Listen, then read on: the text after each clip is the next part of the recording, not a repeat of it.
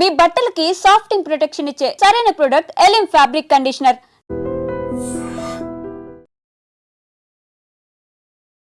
Hi hello నమస్తే, welcome back to I dream media. ఇక అనుకోని ఒక దుర్ఘటన అయితే జరగడం జరిగింది. ఇక్కడ ముఖ్యంగా అబ్జర్వ్ చేసినట్లయితే ఎయిర్ ఇండియా బోయింగ్ AI-171 అనే ఫ్లైట్ ఏదైతే ఉందో అహ్మదాబాద్ నుంచి లండన్ వెళ్తుండగా ఇమీడియట్లీ అంటే ఫ్లైట్ స్టార్ట్ అయిన టేక్ ఆఫ్ అయిన 2 నిమిషాలకి ప్రమాదం జరిగినట్టుగా చెప్తా ఉన్నారు.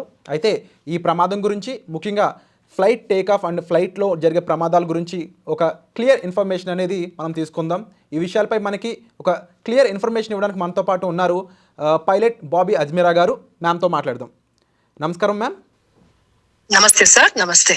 అంటే మ్యామ్, యూజువల్లీ ఒక ఎయిర్ ఇండియా ఫ్లైట్ ఏ ఫ్లైట్ అయినా కూడా చాలా చెక్స్ అనేవి చేస్తూ ఉంటారు. అది టేక్ ఆఫ్ అయ్యే ముందు చాలా జాగ్రత్తలు తీసుకుంటూ ఉంటారు అని చెప్తూ ఉంటారు కదా. బట్ అప్పటికి కూడా ప్రమాదం జరగడానికి గల కారణాలు ఏంటి? ముఖ్యంగా ఈ సంఘటనలో ప్రమాదానికి మెయిన్ రీజన్ ఏదై ఉంటుందంటారు? సార్, ఇవాళ ఏమైనా ఆ క్రాష్ మాత్రం it's a black day in the Indian aviation history actually. అంటే మనకి 1 గోలో 200 అండ్ ఇప్పుడు 229 సో ఫార్ 229 ప్యాసింజర్స్ చచ్చిపోయినారు. 229 ప్యాసింజర్స్ ప్లస్ క్రూ, అంటే ఓన్లీ 1 ప్యాసింజర్ ఈజ్ అలైవ్. దీంట్లో ఇప్పుడు ఈ ఎయిర్ క్రాఫ్ట్ మెయింటెనెన్స్ అనేది నిజంగానే ఎయిర్ ఇండియాలో చాలా బాగుంది. అదే కాకుండా engineering staff talent pool they are excellent అనమాట. అండ్ ప్రతి ఎయిర్ క్రాఫ్ట్ కి before take off every engineer staff will check every instrument and they will give a go signal. అంటే దే విల్ సైన్ 1 సర్టిఫికేట్ అనమాట. Every parts every instrument is working, you can take off అని చెప్పేసి. So ఆ రకంగా we have no doubt about it. Coming to the ఈ plane లో accident, ఇప్పుడు pilots licence current ఉన్నాయి, మెడికల్ లైసెన్స్ కరెంట్ ఉన్నాయి, training procedures as per standard operating procedures ICAO standard ప్రకారం, కంపెనీ స్టాండర్డ్ ఆపరేటింగ్ ప్రొసీజర్ ప్రకారం it is up to the mark అనమాట. కానీ ఇది ఎందుకు అయింది, దీని రీజన్ ఏముంది, అది ఇంకా ఎవరు చెప్పలేరు సార్. ఎందుకంటే ఓన్లీ టేక్ ఆఫ్ కాగానే 1 minute లోనే pilot has declared mayday mayday mayday అంటే ఇట్ ఇస్ అన్ ఎమర్జెన్సీ. ఇది ఇనిషియల్ క్లైమ్ స్టేజ్ లోనే instead of climbing aircraft started going down, descend అవుతుంది మీరు చూస్తే. సో దీనికి రీజన్ మనకి only after the black box, అంటే FDR, ఇప్పుడు ఫ్లైట్ డేటా రికార్డర్ అనే ఒక ఇన్స్ట్రుమెంట్ ఉంటుంది సార్. దాంట్లో ఏంటంటే that is valid for 25 hours అనమాట.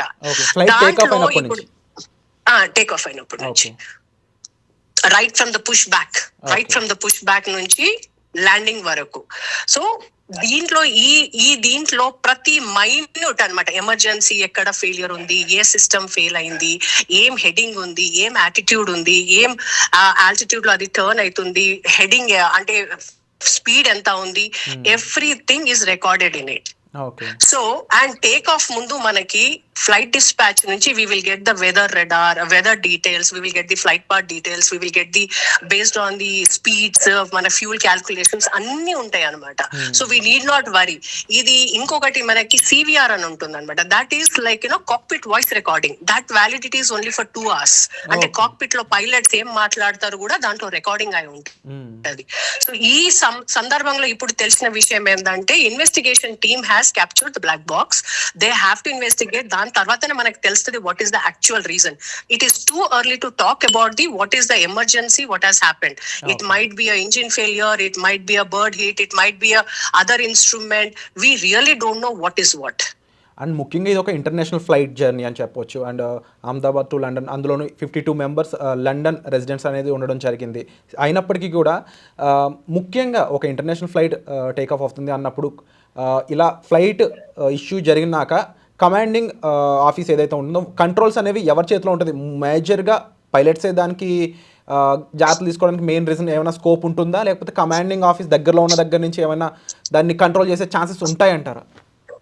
లేదు సార్. ఇప్పుడు కాక్పిట్ లో 2 క్రూ ఉంటారు అనమాట. ఒకటేమో కెప్టెన్ ఉంటాడు, ఇంకొకడేమో అసిస్ట్ చేస్తా ఉంటాడు, కో పైలట్. సో ఇప్పుడు ఒకటి ఏంటంటే he will be doing the communication while the whole route అనమాట. అండ్ ఒక ఆయనేమో ఫ్లై చేస్తాడు. So that particular flight, the person who flies is the commander of the flight. So it can be some times ఏమైపోతుంది అంటే ఇద్దరు commanders ఉంటారు, some times ఏమో ఒక కమాండర్ ఒక కో పైలట్ ఉంటారు. కాబట్టి ఈ ఫ్లైట్ లో మాత్రం ఒక కమాండర్ అండ్ ఒక కో పైలట్ ఉంటారు. So the captain is the commander of the flight and no captain wants to die sir. Nobody wants to die weather it is a domestic or international flight. It is a very bad thought that today these things are happening. మనకు అయింది కానీ అది ఏమైందో we have to still look into it. ఇంకొకటి ఏంటంటే ఇప్పుడు Boeing 787 dreamliner is an advanced technology, performance wise advanced ఉంది దీనికి, అన్ని రకంగా ఇట్ ఈస్ ద లేటెస్ట్ అన్నమాట. So but still what happened అనేది nobody has a clue. And moreover Bobby Ajmeera గారు, అండ్ జనరల్గా ఫ్లైట్ ల్యాండింగ్ ఇలాంటి సిచ్యువేషన్లో ఉన్నప్పుడు అక్కడ ఉన్న సిచ్యువేషన్లో ఇది రైట్ నౌ ఒక మెడికల్ కాలేజ్కి సంబంధించిన హాస్టల్ మీద ల్యాండ్ అయినట్టయితే క్లియర్గా మనకి పిక్చర్స్ అన్నీ కూడా తెలుస్తూ ఉన్నాయి. బట్ ఆ ల్యాండింగ్ కూడా అంత కష్టంగా ఉంటుందా, ఎలా ఉంటుంది, దాని గురించి కాస్త ఐడియా ఇస్తారా? సార్ ఇది ల్యాండింగ్ కాలేదు సార్, లెట్ us అండర్స్టాండ్, ఇది ల్యాండ్ కాలేదు, aircraft has dropped complete out of control అని చెప్పొచ్చు అంటారు. కంప్లీట్లీ ఎమర్జెన్సీ, ఇంకా అవుట్ ఆఫ్ కంట్రోల్ అంటే there might be you cannot అన్నమాట. It is just take off mode లోనే ఉంది అది. సో అది కెప్టెన్ కి కూడా బై ద టైం, ఎందుకంటే 600 feet by the time he could really connect it, flight is down, fraction of second లో flight down ఉంది కాబట్టి they might be also in the shock. And వాడి ఏటీసీ కి captain mayday అని అనే captain కి ఆయన రెస్పాండ్ చేసే వరకు we are nowhere, we are in the ground. అంటే ఆ టైంలో ప్యాసింజర్స్ ని కూడా కాపాడలేని టైంలా కనిపిస్తుంది మీరు చెప్తున్న, చాలా ఫ్రాక్షన్ ఆఫ్ సెకండ్స్ లా కనిపిస్తుంది. అన్ఆంటిసిపేటెడ్ యాక్సిడెంట్ ఇది, అన్ఆంటిసిపేటెడ్ యాక్సిడెంట్ ఇది. So very critical. అది ఏమైంది, ఎలా అయింది కూడా we don't know. It is a very sad thing. మనకు ఇన్వెస్టిగేషన్ టీమ్ అది మొత్తం ఇన్వెస్టిగేట్ చేసిన తర్వాతనే we will know what is the technical issue అని. అంటే హిస్టారికల్ గా కానీ లేకపోతే ఒక బ్యాక్ డేటా చూసుకున్నట్లయితే ఇలాంటి ప్రమాదం ఎప్పుడైనా జరిగిందా, ముఖ్యంగా దానికి పాసిబుల్ రీజన్స్ ఏ ఉండే ఛాన్సెస్ ఉన్నాయంటారు? సార్ ఇప్పుడు జనరలీ ఏంటంటే జరిగిన ఇన్సిడెంట్స్ చాలా తక్కువ, ఎందుకంటే మనకి as per the data aviation mode of travel is the very safest travel. And technology కూడా it's a very advanced technology కాబట్టి, అండ్ ఇన్సిడెంట్స్ కూడా అయినాయి. బట్ ఈచ్ ఎయిర్ క్రాఫ్ట్ కి డిఫరెంట్ రీజన్స్ ఉన్నాయి. There is no pilot error in it, it is an machine error. ఎందుకంటే అది machine sir. మనం ఇప్పుడు కార్ తీసుకొని ఇంటి నుంచి బయటికి వెళ్ళినప్పుడు కార్ నడుస్తుంది, సడన్లీ కొంచెం దూరంతో పోయిన తర్వాత కార్ ఆగిపోతే వీ డోంట్ నో కదా, we have to call the helper or technician. So unless and until we examine what has happened, it is too early to talk about it. And ముఖ్యంగా monsoon season అనేది వస్తూ ఉంది. ఈ టైంలో కూడా కొన్ని roots అనేవి ఆపుతూ ఉంటారు. క్లైమేటిక్ రీజన్స్ కూడా ఈ ప్రమాదానికి సంబంధం లేకుండా నేను అడుగుతుంది జనరిక్గా, క్లైమేటిక్ రీజన్స్ అనేవి కూడా ఎక్కువ రోల్ ప్లే చేస్తాయి అంటారు కదా సార్? క్లైమేటిక్ రీజన్స్ ఎక్కువ ప్లే చేస్తుంది డెఫినెట్లీ. మేము ఫ్లైట్ పాత్ అని మా రూట్ కి ఈ destination A to destination B కి వెళ్ళేటప్పుడు it is a fixed route plan అనమాట. సో వీళ్ళు టేక్ ఆఫ్ అప్పుడు weather is good, ATC permission ఇచ్చింది కదా for the take off. So the weather is good, so we cannot count for the weather also, we cannot claim weather is bad and all that stuff. So నేను ఇప్పటికీ అదే అంటున్నాను, it is not the weather, it is a technical issue. ఆ ఏం technical issue ఉందో మనకి ఎవరికి తెలియదు unless and until it is too early. It is very early to talk about it. Yeah, so ఓవరాల్గా చూసుకున్నట్లయితే ముఖ్యంగా బాబీ అజ్మీరా గారు చెప్పిన ఈ విషయాలు కూడా పరిగణలోకి తీసుకున్నట్లయితే ఇంకా అసలైన ఇన్వెస్టిగేషన్ జరిగాక వచ్చే నిజాలు ఏ విధంగా ఉంటాయి, అండ్ ముఖ్యంగా ఇక్కడ పైలట్ తప్పిదం అయితే లేదు, కానీ మిషన్ అనేది ఈ రకంగా మారడానికి లేకపోతే ఈ రకమైన తప్పిదం జరగడానికి ఆ మిషన్లో ఏం జరిగింది అనేది కూడా తెలుసుకోవాల్సిన అవసరం అయితే ఇంకా ఎంతో ఉంది. అండ్ బాబీ అజ్మీరా గారు ఇప్పుడు ఓవరాల్గా ఈ ఫ్లైట్ గురించే చూసుకున్నట్లయితే దీని కెపాసిటీ కానీ లేకపోతే దీని ఇంజిన్ పరంగా కానీ ఏదైనా స్పెసిఫికేషన్స్ చెప్తారా మామూలు ఎలా ఉంటుంది ఎయిర్ బోయింగ్ అనేది? అంటే ఇప్పుడు బోయింగ్ 787 డ్రీమ్ లైనర్ అనేది దీని కెపాసిటీ ఆల్మోస్ట్ 300 వరకు ఉంటుంది సార్. అంటే డిపెండ్స్ అనమాట. సో దీనికి ఈ ఎయిర్ క్రాఫ్ట్ కి 300 వరకు, 300 లో మనకి 242 టోటల్ ప్యాసింజర్ ఎందుకంటారంటే మనం ఏటీసీ లో ఈ డేటా ఇవ్వాలి, how many passengers are on board. So that includes even the captain and cabin crew. That is the total passenger. So ఈ టోటల్ ప్యాసింజర్, ఈ కార్గో లోడ్, ఈ రన్వే అవైలబిలిటీ, దీని మీదనే we decide all the air speed and all that stuff. So that is not at all a constrain. Actually ఈ aircraft తోని కూడా problems లేదు. Actually 787 dream liner ఇప్పటి వరకు మన ఇండియాలో అసలు కాలేదు. This is the first incident to my knowledge. Okay. And ఈ బ్లాక్ బాక్స్ గురించి మీరు ఇక్కడ మెన్షన్ చేయడం జరిగింది, కాస్త దాని గురించి కూడా క్లుప్తంగా చెప్తారా? సార్ ఈ బ్లాక్ బాక్స్ అనేది it is nothing but the air craft లో ఏమైనా మాల్ ఫంక్షన్ ఉన్నప్పుడు ఈ బ్లాక్ బాక్స్ లో ఇండికేట్ అవుతుంది అనమాట. ఈ బ్లాక్ బాక్స్ ఏంటంటే it includes of flight data recording. ఈ ఫ్లైట్ పాత్ మనకి డెస్టినేషన్ A to B వెళ్ళేటప్పుడు ప్రతి minute data will be recorded in it అనమాట. You don't have to record, it is recorded automatically. And దీనికి validity 25 hours ఉంటుంది. అదే కాకుండా మీరు ఎయిర్ క్రాఫ్ట్ కి పార్కింగ్, ఇప్పుడు టాక్సీ స్టార్టింగ్ నుంచి ల్యాండింగ్ వరకు ఆ కాక్పిట్ లో కూడా అది flight data recording, flight details చెప్తారు. ఇది కాక్పిట్ లో 2 captains ఏం మాట్లాడుతుండ్రు అది cockpit voice recording. So that is also valid for 2 hours. So ఈ డేటాకి మనం బ్లాక్ బాక్స్ అంటాం. ఈ బ్లాక్ బాక్స్ లో ఇన్ఫర్మేషన్స్ అన్ని ఉంటాయి అనమాట. సో దీంతోనే మనకి తెలుస్తుంది ఏం ఇష్యూ ఉంది, ఏం టెక్నికల్ ఇష్యూస్ ఉంది. అంటే హెడ్డింగ్ లో ప్రాబ్లం అయిందా, ఇంజిన్ ఫెయిల్ అయిందా, లెఫ్ట్ ఇంజిన్ ఫెయిల్ అయిందా, రైట్ ఇంజిన్ ఫెయిల్ అయిందా, లేకుంటే బోత్ ఇంజిన్స్ ఫెయిల్ అయిందా, లేకుంటే బర్డ్ హిట్ అయిందా, లేకుంటే ఇంకా ఏమైనా మాల్ ఫంక్షన్ అయిందా, వాట్ ఈస్ ద ఇష్యూ. ఇప్పుడు టేక్ ఆఫ్ అప్పుడప్పుడు ఏమైపోతుంది అంటే ల్యాండింగ్ గేర్ కూడా ఇప్పుడు చేయడానికి you have, so landing gear switch పెట్టినా కూడా అది స్టక్ అప్ అయిపోయింది, లో ఆల్టిట్యూడ్ ఉండే, స్పీడ్ తక్కువ ఉండే. So it is all factors we don't know. So there are so many factors which are involved in it. అందుకోసం ఏమంటున్నా అంటే it is too early for us to decide. Okay, so ఎవరు responsibility అని చెప్పడానికి కూడా ఇప్పుడు టైం అయితే correct కాదని చెప్తవచ్చు. అండ్ మరీ ముఖ్యంగా ఆఫ్టర్ ఇన్వెస్టిగేషన్ యూజువల్లీ ఇది ఎవరెవరి మీద, అంటే ఏ డిపార్ట్మెంట్స్ మీద మోస్ట్లీ ఫోకస్ ఉండే ఛాన్స్ ఉందంటారు?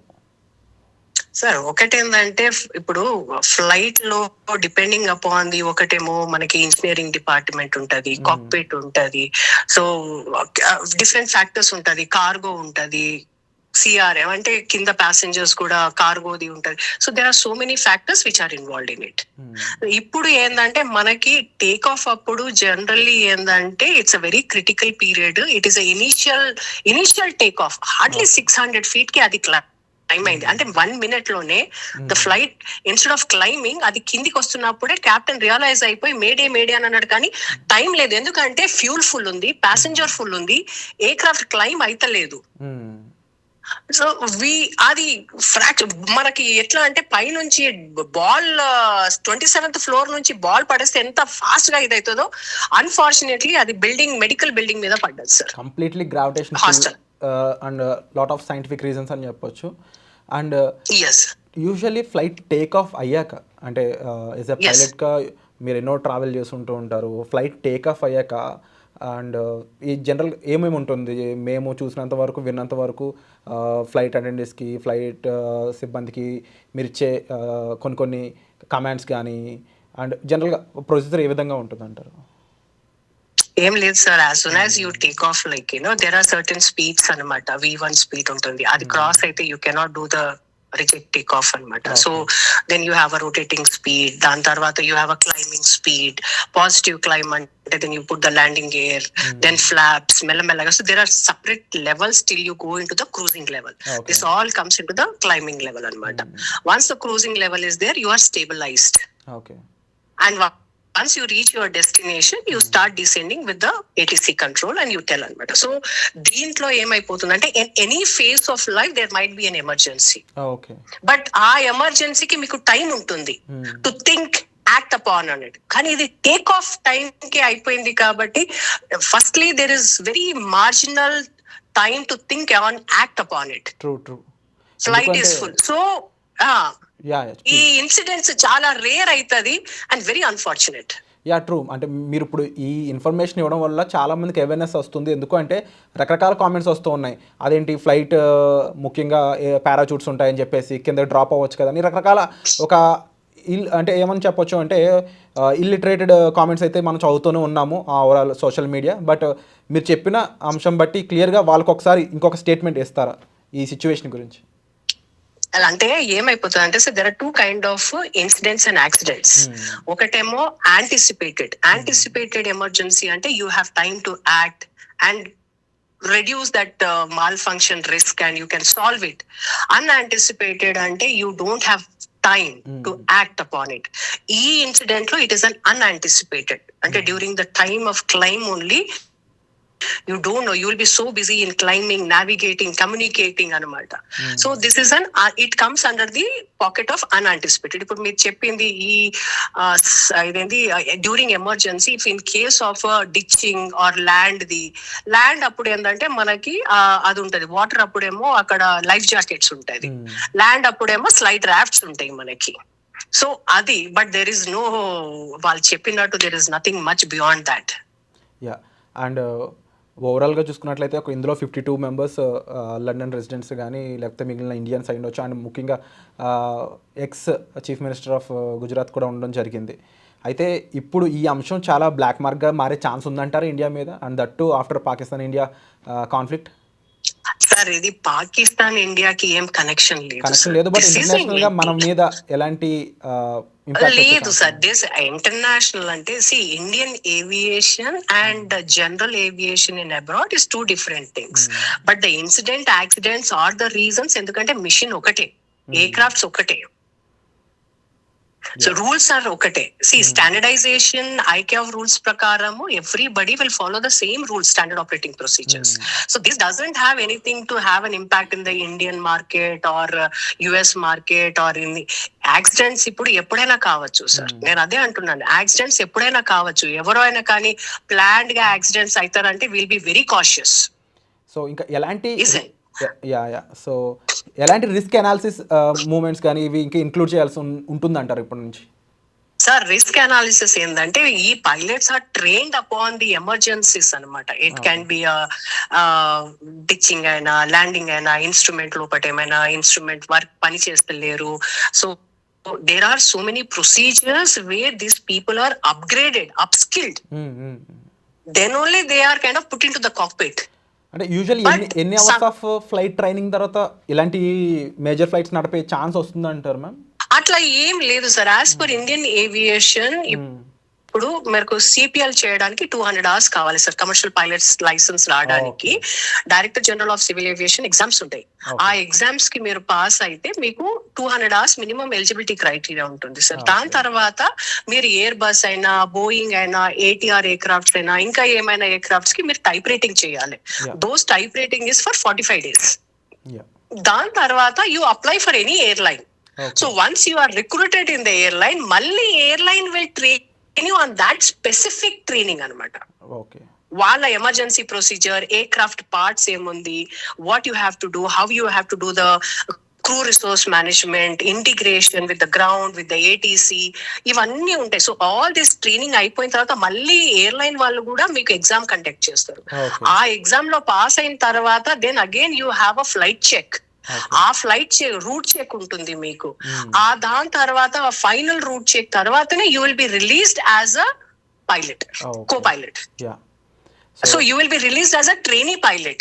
So during that training pilot, they will be having lot of number of hours. Airline to airline it differs anamata. Dan tarvata you will be put as a co-pilot in the right seat. And then you will be assigned one mentor. Okay. You will be assigned one mentor. That mentor will be always kind of guiding you, mentoring you.